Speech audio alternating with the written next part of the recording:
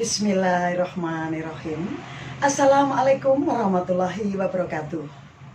Alhamdulillahi wa kafa. Wassalatu wassalamu ala rasulil mustafa wa ala alihi wa sahbihi wa manitada. Bapak, ibu, saudara yang dirahmati Allah, dengan sejarah kita belajar hidup lebih baik. Mari kita lebih mengenal bagaimana saudara muslim kita di berbagai penjuru dunia.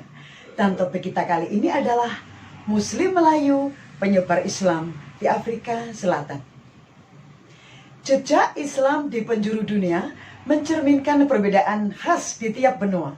Salah satunya di Afrika Selatan yang menyimpan banyak keragaman.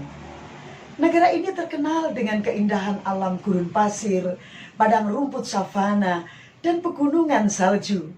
Selain itu, aset terbesar Afrika Selatan adalah masyarakatnya karena memiliki latar belakang bangsa dan budaya yang beragam. Dari jumlah penduduk keseluruhan penduduk negara tersebut, sekitar 76,7% diantaranya berasal etnis Afrika. Sementara sisanya sebanyak 10,9% terdiri atas ras kulit putih, 8,9% ras kulit berwarna, dan 2,6% lagi berasal dari etnis Asia.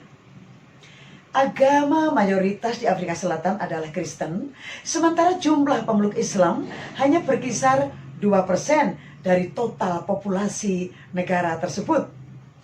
Peneliti dari Pretoria, Suraya Dadu, yang dikutip dari artikelnya yang berjudul South Africa, Many Muslims, One Islam, mengatakan, meskipun Islam hanya agama minoritas, komunitas Muslim di Afrika Selatan mencerminkan keragaman yang sama dengan corak sosial yang dimiliki oleh penduduknya.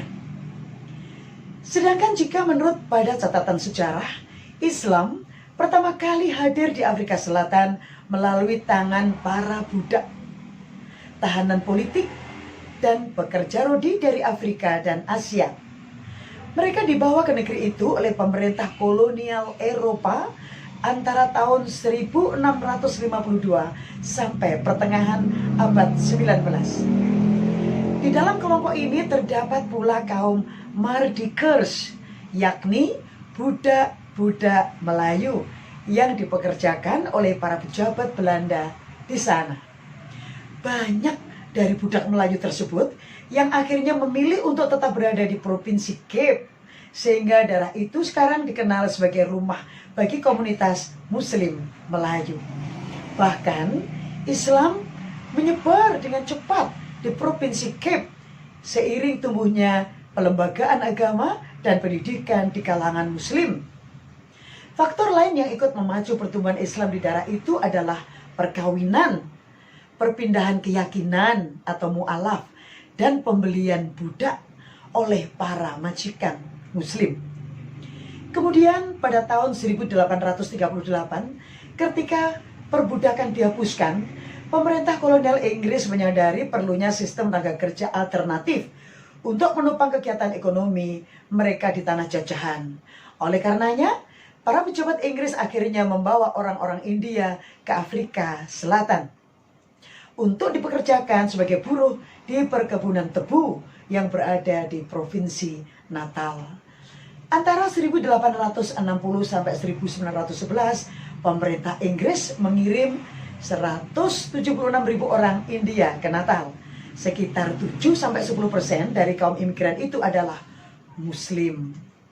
Seiring dengan berjalannya waktu, pada masa selanjutnya, kaum Muslim India membentuk komunitas tersendiri di Natal.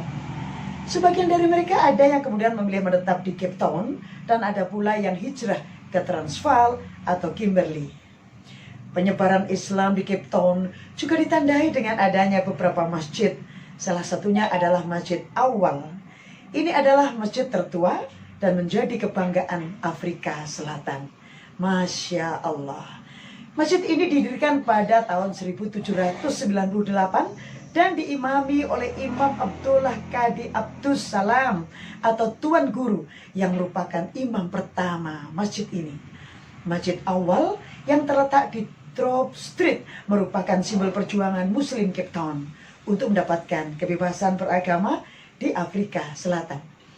Bapak, Ibu, Saudara yang dirahmati Allah, jika Anda ingin melupakan sejarah, maka mengapa Anda ingin diingat oleh sejarah di masa depan?